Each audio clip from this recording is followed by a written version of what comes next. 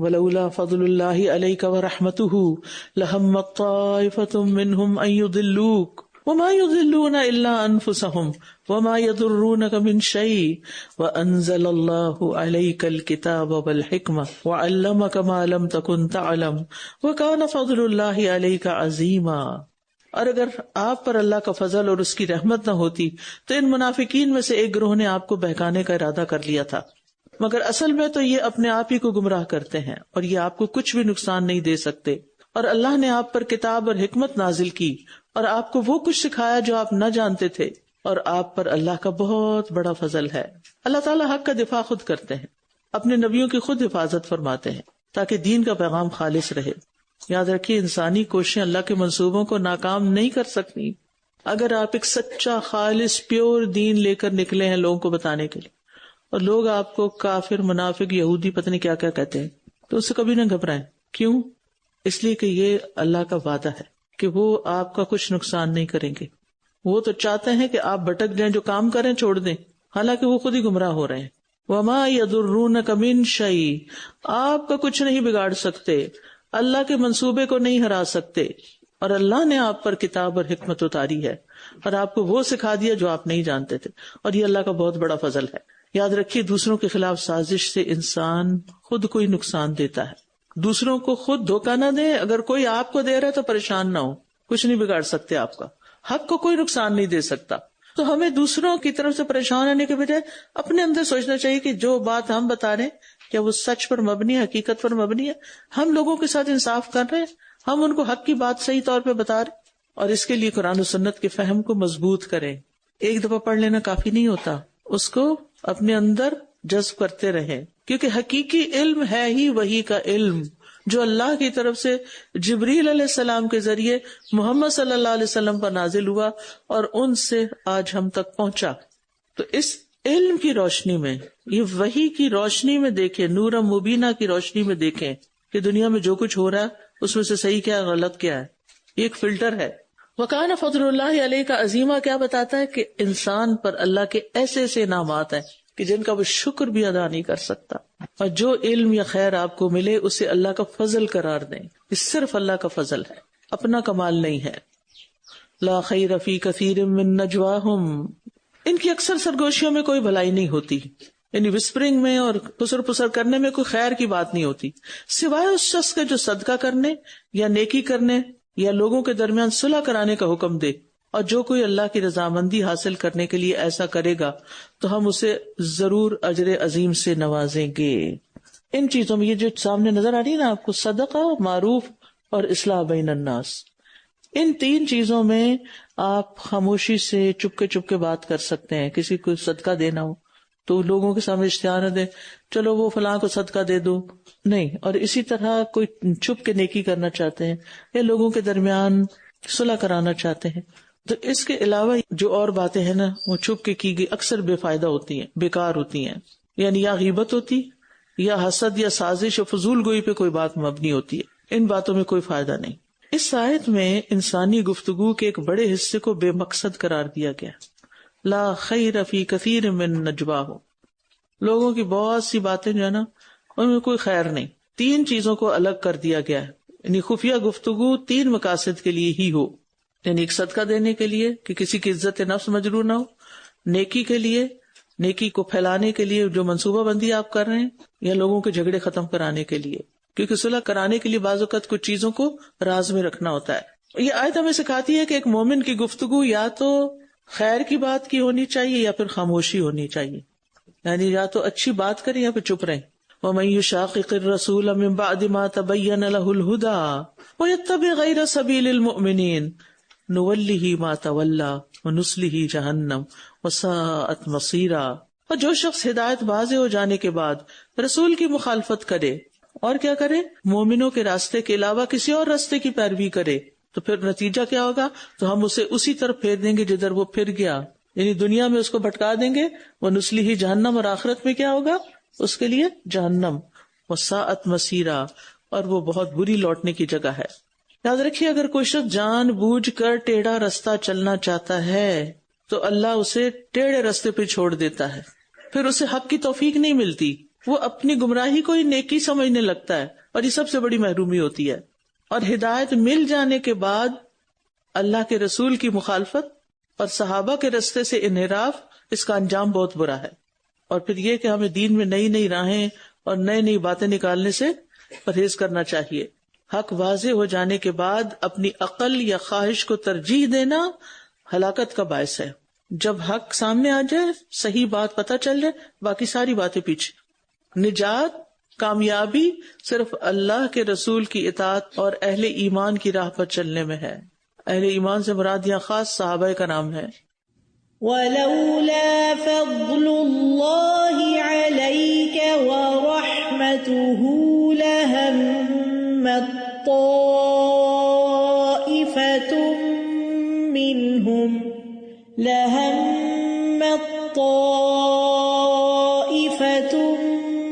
مِّنْهُمْ أَن يُضِلُّوكَ وَمَا يُضِلُّونَ إِلَّا أَنفُسَهُمْ وَمَا يَضُرُّونَكَ مِن شَيْءٍ وَأَنزَلَ اللَّهُ عَلَيْكَ الْكِتَابَ وَالْحِكْمَةَ وَعَلَّمَكَ مَا لَمْ تَكُنْ تَعْلَمُ وَكَانَ فَضْلُ اللَّهِ عَلَيْكَ عَظِيمًا. لَا خَيْرَ فِي كَثِيرٍ مِّن نَّجْوَاهُمْ إِلَّا مَنْ أَمَرَ بِصَدَقَةٍ أَوْ مَعْرُوفٍ أَوْ إِصْلَاحٍ بَيْنَ النَّاسِ وَمَن يَفْعَلْ ذَلِكَ ابْتِغَاءَ مَرْضَاتِ اللَّهِ فَسَوْفَ نُؤْتِيهِ أَجْرًا عَظِيمًا. وَمَن يُشَاقِقِ الرَّسُولَ مِن بَعْدِ مَا تَبَيَّنَ لَهُ الْهُدَى وَيَتَّبِعْ غَيْرَ سَبِيلِ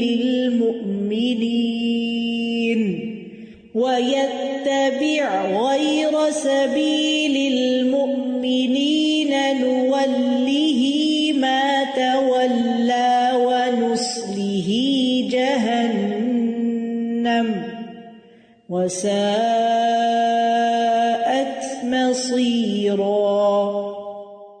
ان اللہ لا یغفر ان یشرک بہ ویغفر ما دون ذلک لمن یشاء ومن یشرک باللہ فقد ضل ضلالا بعیدا. بے شک اللہ نہیں بخشے گا کہ اس کے ساتھ کسی کو شریک ٹھہرایا جائے، اور جو گناہ اس کے علاوہ ہوگا اسے وہ جس کے لیے چاہے گا بخش دے گا، اور جو کوئی اللہ کے ساتھ شریک ٹھہرائے تو یقیناً وہ گمراہی میں بہت دور بھٹک گیا.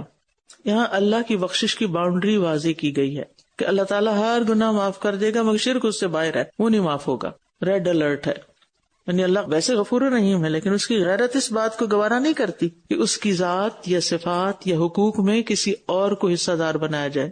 شرک انسان کے تمام نیک اعمال کو برباد کر دیتا ہے، چاہے وہ کتنے ہی بڑے بڑے اعمال ہوں.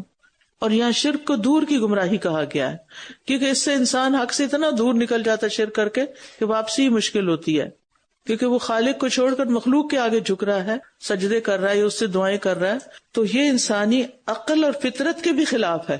تو ہم سب کو اپنے ایمان کی حفاظت کی ہمیشہ فکر رہنی چاہیے، اور توحید پہ کبھی آنچ نہیں آنی چاہیے. ان يدعون من دونه الا اناثا وان يدعون الا شیطانا مریدا. دونوں کٹھے وہ تو اچھا ہے، کمپیریزن ہوتا ہے. یہ اللہ کو چھوڑ کر دیویوں کو پکارتے ہیں، اور یہ صرف سرکش شیطان کو ہی پکارتے ہیں. اب یہ جو دیویوں کا لفظ آ گیا نا اناث کا، تو اناث تو ویسے ہی کمزور ہوتی ہیں، اپنی حفاظت خود بھی نہیں کر سکتی، انہیں سہارا، سپورٹ، پروٹیکشن چاہیے ہوتی، اسی لیے اللہ نے مرد کو قوام بنایا. تو پھر یہ پوج بھی رہے ہیں تو عقل ماری ہوئی ہے، اناث کو یعنی دیویوں کو پوج رہے ہیں. آپ نے دیکھا ہوگا کہ اکثر بت جو ہوتے ہیں فیمیل فگر ہوتے ہیں، تو یہ کائنات کا نظام کیسے چلا سکتے ہیں. لیکن حقیقت یہ ہے کہ یہ اناث کی نہیں، اس کے مقابلے میں شیطان مریدہ کی پیروی کر رہے ہیں. ٹھیک ہے، اس شیطان نے ان کو یہ راہ سجائی ہے. یعنی بظاہر بتوں کے سامنے جھکنے والے دراصل شیطان کی اطاعت کر رہے ہوتے ہیں. اور ویسے بھی آپ دیکھیے عام روزمرہ زندگی میں جب انسان اللہ کو چھوڑ کر دوسروں کو پکارتا ہے تو کمزور چیزوں کا غلام بن جاتا ہے، پتھروں کا، خیالی دیویوں کا. اصل میں شیطان کے جال میں پھنسا ہوتا ہے. لعنہ اللہ، اس شیطان پر اللہ نے لعنت کی ہے. وقال لأتخذن من عبادك نصیبا مفروضا، اور اس نے کہا کہ میں تیرے بندوں میں سے ایک مقرر حصہ ضرور لے کر رہوں گا. یہاں سے شیطان کے اس قدیم اور خطرناک عہد کا ذکر شروع ہو رہا ہے جو اس نے اللہ کے سامنے انسانیت کو گمراہ کرنے کے لیے کیا تھا. شیطان نے بڑے چیلنج کے ساتھ کہا تھا کہ میں بنی آدم کی ایک کثیر تعداد کو اپنا پیروکار بنا لوں گا. وقال لأتخذن من عبادك نصیبا مفروضا، ایک مقرر حصہ لے لوں گا. یعنی اس نے بڑی امید ظاہر کی کہ یہ انسان میرے پھیلائے ہوئے وسوسوں میں آ جائیں گے اور اللہ کے احکام کو چھوڑ کر میری بات مانیں گے، شرک اور بدعت میں پڑ جائیں گے. اصل میں شیطان گناہوں پہ مجبور نہیں کسی کو کر سکتا، لیکن گناہوں کو خوشنما بنا کے پیش کرتا ہے. یاد رہے گا، شیطان گناہوں کو، برائی کو خوبصورت بنا کے پیش کرتا ہے. تو بہت سی بظاہر خوبصورت نظر آنے والی چیزیں، چکنی چپڑی باتیں اندر سے گمراہ کن ہوتی ہیں. اصل میں اس کا جو اصل مقصد ہے نا، وہ انسانوں کی اکثریت کو جہنم میں لے جانا ہے، کیونکہ کھلا دشمن ہے. تو ہم سب کو اس بات کی فکر کرنی چاہیے کہ کہیں ہم اور ہماری اولادیں شیطان کے اس مقرر حصے میں، اس پورشن میں تو شامل نہیں ہو رہے جن کو وہ اپنے ساتھ لے جانا چاہتا ہے. وَلَأُضِلَّنَّهُمْ وَلَأُمَنِّيَنَّهُمْ وَلَآمُرَنَّهُمْ فَلَيُبَتِّكُنَّ آذَانَ الْأَنْعَامِ وَلَآمُرَنَّهُمْ فَلَيُغَيِّرُنَّ خَلْقَ اللَّهِ وَمَن يَتَّخِذِ الشَّيْطَانَ وَلِيًّا مِّن دُونِ اللَّهِ فَقَدْ خَسِرَ خُسْرَانًا مُبِينًا. اور میں ضرور انہیں راہ سے بھٹکا دوں گا، سیدھے راستے پہ نہیں چلنے دوں گا، اور میں ضرور انہیں خوب امیدیں دلاؤں گا، اور میں ضرور انہیں حکم دوں گا تو یہ مویشیوں کے کان چیر دیں گے، یعنی بتوں کے نام پر آزاد کرنے کے لیے. اور میں ضرور انہیں حکم دوں گا تو یہ اللہ کی تخلیق کو بدل ڈالیں گے. اور جو کوئی اللہ کو چھوڑ کر شیطان کو دوست بنائے تو یقیناً اس نے کھلم کھلا نقصان اٹھایا. تو یہ شیطان کے 5 بڑے پروگرام ہیں جن کے ذریعے وہ انسان کو صراط مستقیم سے ہٹانے کی کوشش کرتا ہے، انسانیت کو تباہ کرنے کے لیے. سب سے پہلے اضلنہم، بھٹکاؤں گا ان کو برائی کو خوبصورت بنا کے. امنینہم، دوسرا ہے ان کو آرزویں دلاؤں گا. اللہ غفور رحیم ہے، آج گناہ کر لو کل توبہ کر لیں گے، اس طرح کی جھوٹی تسلیوں میں الجھائے رکھتا ہے. ابھی تو تمہاری عمر ہی کیا ہے، ابھی تو بہت وقت پڑا ہے، تمہاری ایج کے سارے لوگ ایسے ہی کام کرتے ہیں، تمہارے ماں باپ تم پہ بڑی سختی کرتے ہیں، انہیں تم سے کوئی پیار نہیں.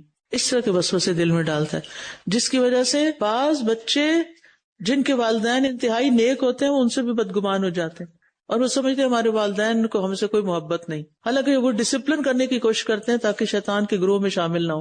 اور پھر یہاں ایک مشرکانہ رسم کی طرف اشارہ ہے کہ شیطان کا مقصد یہ کہ انسان حلال چیزوں کو اپنے اوپر حرام کر لے.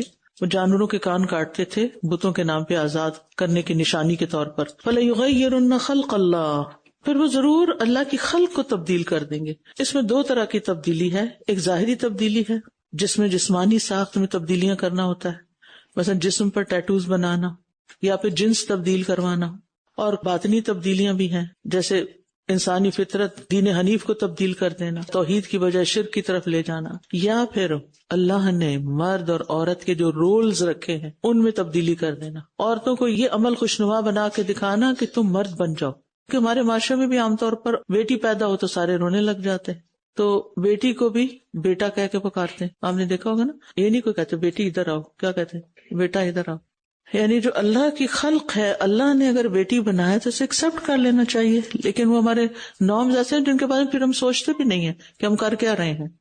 اور پھر مردوں والے کام ان سے کروا کے، مردوں والا ڈریس پہنا کے، مرد بنا کے، اندر سے وہ بیچاری کمزور عورت ہے اور اوپر سے اس نے اپنے ایسا لبادہ اوڑھ لیا ہے کہ جس کی وجہ سے وہ نہ عورت رہی اور نہ وہ مرد بن سکی. جیسے وہ کہا جاتا ہے نا، کہاوت ہے کوا چلا ہنس کی چال، اپنی بھی بھول گیا. اور اس طرح اس کے اوپر آسانی نہیں کی گئی، اس پر ظلم کیا گیا، یعنی کسی کے اوپر بھی ناروا بوجھ ڈالنا کچھ اور سمجھ. تو یہ شیطانی کاموں میں سے کچھ کام ہیں. اور شیطان جو ہوتا ہے نا، وہ انسان کی سوچ پر، ثقافت پر، فطرت پر، ہر چیز پہ حملہ آور ہوتا ہے کہ اس کے اندر تبدیلی کر دے. اللہ کی تخلیق اور اس کے جو بنائے ہوئے ضابطے ہیں ان میں تبدیلی کراتا ہے. تو یہ سب شیطان کی پیروی ہے. اور یہاں پر آپ دیکھیے کتنے واضح الفاظ میں کہہ دیا گیا وَمَن يَتَّخِذِ الشَّيْطَانَ وَلِيًّا مِن دُونِ اللَّهِ فَقَدْ خَسِرَ خسران مبینہ.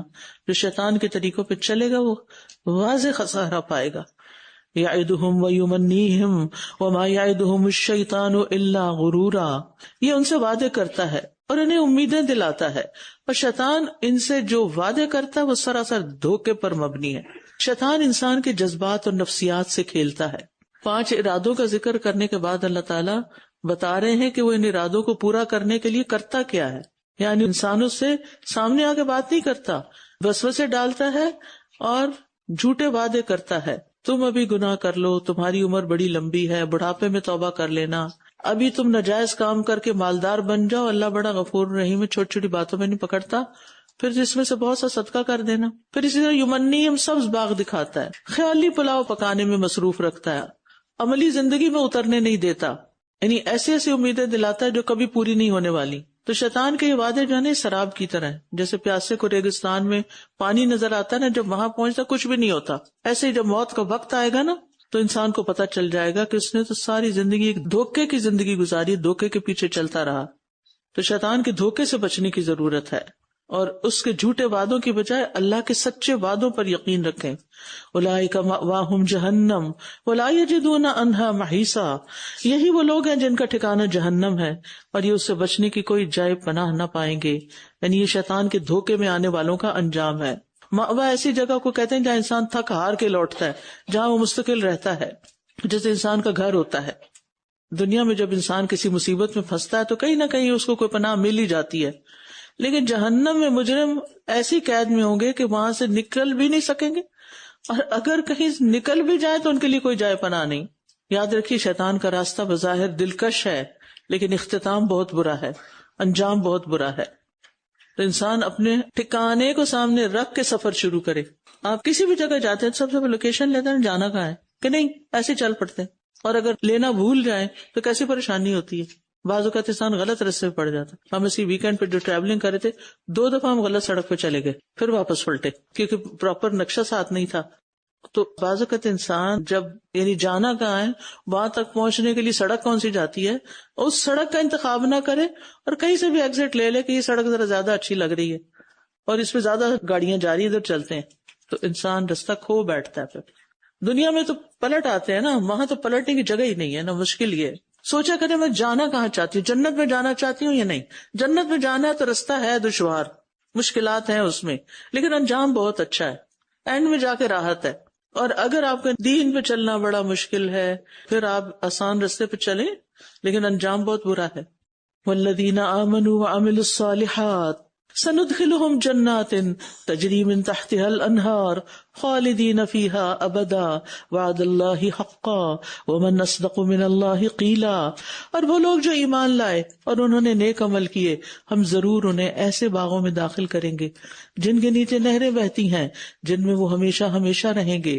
اللہ کا وعدہ سچا ہے اور قول و قرار میں اللہ سے بڑھ کر زیادہ سچا اور کون ہو سکتا ہے. یہ آیت شیطان کے پیروکاروں کے انجام کے برعکس اہل ایمان کے لیے اللہ تعالیٰ کے عظیم الشان اور سچے وعدے کا ذکر کرتی ہے کہ اللہ سے سچی بات کسی کی، شیطان کے وعدے جھوٹے اور کمپیریزن میں اس آیت میں اللہ کے وعدے سچے. لیکن اللہ کا وعدہ، جنت کا وعدہ ایمان اور عمل صالح کے ساتھ ہے یہ مشکل راستہ لیکن اس کا انجام بہت اچھا ہے.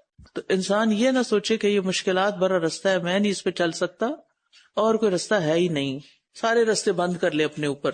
لیس بامانیکم ولا امانی اہل الکتاب. نجات نہ تمہاری آرزوؤں پر منحصر ہے اور نہ اہل کتاب کی آرزوؤں پر.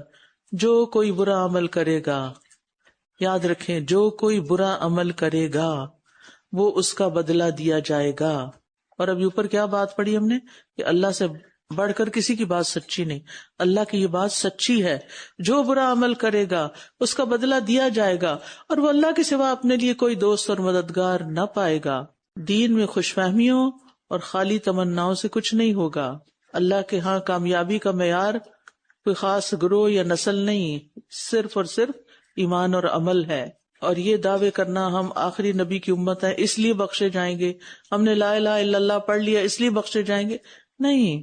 وہ تو ٹھیک ہے کہ آپ لا الہ الا اللہ پڑھ کے ہمیشہ جہنم میں نہیں رہیں گے، لیکن جنت میں جانے کے لیے تو ایمان اور عمل دیکھا جائے گا، کر کے کیا آئے ہو. تو ہم میں سے ہر ایک کو اپنے عمل کی فکر کرنی چاہیے، اور اسی کا آگے وعدہ ہے وَمَن يَعْمَلْ مِنَ الصَّالِحَاتِ مِن ذَكَرٍ أَوْ أُنثَىٰ وَهُوَ مُؤْمِنٌ.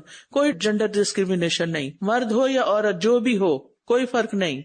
آخرت کی کامیابی میں مرد اور عورت کے درمیان کوئی فرق نہیں. وَهُوَ مُؤْمِن، شرط ایمان کی ہے، وہ مؤمن ہو. فَأُولَٰئِكَ يَدْخُلُونَ الْجَنَّةَ وَلَا يُظْلَمُونَ نَقِيرًا.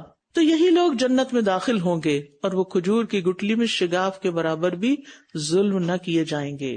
جو لوگ کہتے ہیں نا کہ اسلام عورتوں کے ساتھ زیادتی کرے، کوئی زیادتی نہیں ہے، جنت دونوں کے لیے نیک عمل مانگتی ہے. وَمَنْ أَحْسَنُ دِينًا مِّمَّنْ أَسْلَمَ وَجْهَهُ لِلَّهِ وَهُوَ مُحْسِنٌ وَاتَّبَعَ مِلَّةَ إِبْرَاهِيمَ حَنِيفًا وَاتَّخَذَ اللَّهُ إِبْرَاهِيمَ خَلِيلًا. اور اس سے بڑھ کر دین میں کون اچھا ہوگا جس نے اپنا چہرہ اللہ کے سپرد کر دیا، یعنی اپنی مرضی، اپنے خیالات، اپنی خواہشات، اپنی انا مکمل طور پر اللہ کے حکم کے تابع کر دی، اللہ کے سپرد کر دیا. اسلام نام ہی سپردگی کا ہے، سبمیشن کا ہے، سرنڈر کر دینے کا ہے. اور پھر محسن بھی ہو، یعنی صرف نیت کافی نہیں بلکہ عمل کا خوبصورت ہونا ضروری ہے. محسن وہ ہے جو ہر کام اس طرح کرے گویا وہ اللہ کو دیکھ رہا ہے یا اللہ اسے دیکھ رہا ہے، اور یہ اخلاص کی انتہا ہوتی ہے. آپ دیکھیں کہ لوگ دکھاوے والے کام جو ہے نا بڑے اچھے کرتے ہیں جن کو لوگ دیکھتے ہیں، اور بہت سے کام لوگوں کے لیے کر رہے ہوتے ہیں جبکہ وہ لوگ کبھی دیکھتے بھی نہیں ہیں بعض اوقات. اس کے برعکس جو یہ سوچ کے کرے کہ اللہ دیکھ رہا ہے اور وہ اللہ کو عظیم مانتا ہو، وہ کتنا اچھا کام کرے گا، اس کی نماز کتنی اچھی ہوگی، کتنی کوالٹی کی ہوگی کہ اس کو اللہ دیکھ رہا ہے. محسن اللہ کو دیکھتے ہوئے یا اللہ اس کو دیکھ رہا ہے یہ سوچتے ہوئے کام کرتا ہے، اور اس کے کام کی کوالٹی کا راز بھی یہی ہوتا ہے. اور توحید میں ابراہیم علیہ السلام کی پیروی کرنے والا، ویسا خالص توحید والا، اور اس توحید کی بنا پر ہی ابراہیم کو خلیل اللہ کا اعزاز ملا علیہ السلام، اور یہ بڑی آزمائشوں کے بعد ملا. اور اس سے بڑا اعزاز کیا ہو سکتا ہے کہ اللہ کسی کو اپنا دوست کہے، اس سے بڑا کوئی مقام ہو سکتا ہے کسی کے لیے. وَلِلَّهِ مَا فِي السَّمَاوَاتِ وَمَا فِي الْأَرْضِ وَكَانَ اللَّهُ بِكُلِّ شَيْءٍ مُحِيطًا. اور آسمانوں اور زمین میں جو کچھ ہے سب اللہ ہی کا ہے، اور اللہ نے ہر چیز کا احاطہ کر رکھا ہے، سب اسی کا. ہم کہاں بھاگ کے جائیں گے، ہمارا کچھ نہیں، سب اللہ ہی کا. جو ہمارے پاس ہے نا وہ بھی اللہ ہی کا دیا ہوا ہے، اصل مالک وہ ہے. ہمارے پاس تو صرف امانتیں ہیں. یہ ہمارا جسم بھی ہمارے لیے امانت ہے، اسی لیے خودکشی حرام ہے کہ یہ جان اللہ کی امانت ہے ہمارے اندر، ہم اس کو اپنی مرضی سے نہیں نکال سکتے، یعنی ہمیں الاؤڈ نہیں ہے، یہ مطلب ہے. کائنات کا ذرہ ذرہ، آسمانوں کی وسعتیں اور زمین کی گہرائیاں سب اللہ کی ملکیت. اس لیے کوئی بھی چیز جب چلی جاتی ہے نا تو انسان کہتا ہے انا للہ و انا الیہ راجعون، یہ بھی اللہ کی تھی، اللہ نے لے لی، ہمیں بھی لے لے گا ایک دن اللہ. اب اس میں غم بنانے کی ضرورت کیا ہے کہ اب اسی کے اندر ہی اٹک کے بیٹھ جاؤ یہ کیوں ہوا. اور محیط کا مطلب کیا ہے؟ محیط وہ ہوتا ہے جو ہر چیز کو گھیرے میں لیے ہوئے ہو. ایک علمی احاطہ ہوتا ہے اور ایک قدرتی. اللہ کی قدرت نے بھی سب کو گھیرا ہوا ہے اور علم نے بھی گھیرا ہوا ہے. اگر ہم اللہ کے پناہ میں ہیں تو پھر شیطان سے ڈرنے کی ضرورت نہیں. إِنَّ اللَّهَ لَا يَغْفِرُ أَن يُشْرَكَ بِهِ وَيَغْفِرُ مَا دُونَ ذَلِكَ لِمَن يَشَاءُ وَمَن يُشْرِكْ بِاللَّهِ فَقَدْ ضَلَّ ضَلَالًا بَعِيدًا. إِن يَدْعُونَ مِن دونه إلا إناثا وإن يدعون إلا شيطانا مريدا. لعنه الله وقال لأتخذن من عبادك نصيبا مفروضا ولأضلنهم ولأمنينهم ولآمرنهم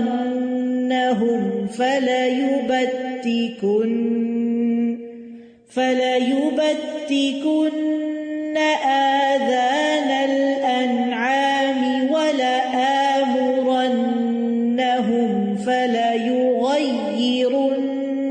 خلق الله ومن يتخذ الشيطان وليا من دون الله فقد خسر خسرانا مبينا يعدهم ويمنيهم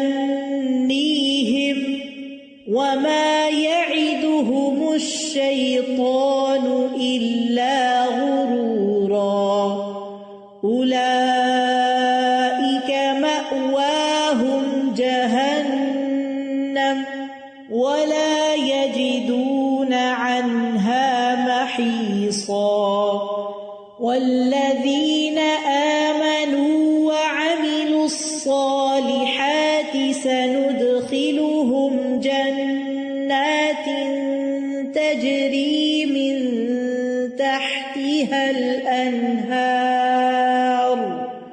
خالدين فيها أبدا وعد الله حقا ومن أصدق من الله قيلا ليس بأمانيكم ولا أماني أهل الكتاب من يعمل سوءا يجز به ولا يجد له من دون الله وليا ولا نصيرا ومن يعمل من الصالحات من ذكر أو أنثى وهو مؤمن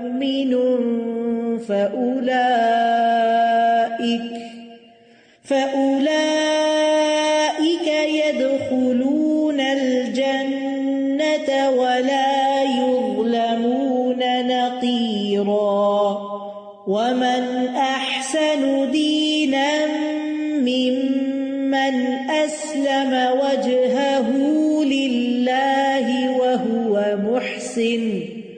وهو محسن واتبع ملة إبراهيم حنيفا واتخذ الله إبراهيم خليلا ولله ما في السماوات وما في الأرض وكان الله بكل شيء محيطا